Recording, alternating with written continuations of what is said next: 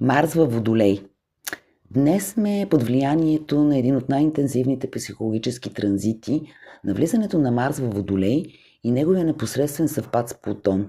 Това не е просто период на висока активност, а време за дълбока ревизия на личната ни мощ и начина, по който заявяваме себе си в света. Психологическият импулс между свободата и контрола. Марс във Водолей носи архетипа на иноватора Понтар.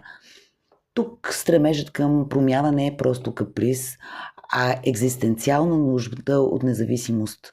Но когато тази енергия се срещне с Плутон, тя придобива нюанс на обсесивност. Психологическото предизвикателство е в това да разграничим здравословния стремеж към успех от разрушителното желание за доминантност. Парадоксът на изолацията. Водолеят действа чрез интелектуална дистанция. Марс тук често изключва емоциите, за да запази яснота.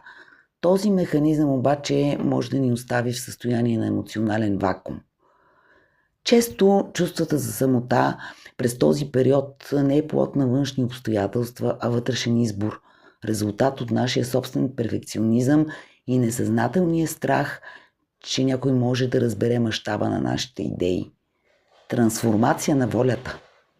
Съвпадът Марс-Плутон е тест за автентичност. Той изкарва на повърхността скрити амбиции и сенчести аспекти на волята.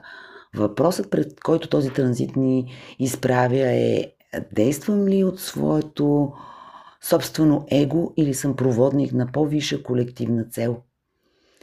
Пътят към баланс. Интегрирането на тази енергия изисква съзнателно овладяване на вътрешния огън. Вместо да се стремим към контрол над околните, може да насочим тази огромна сила към самодисциплина и преобразуване на собствените ни устарели модели на поведение.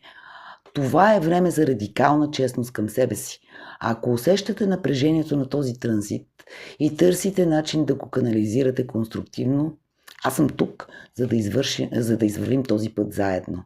Ваша Оги.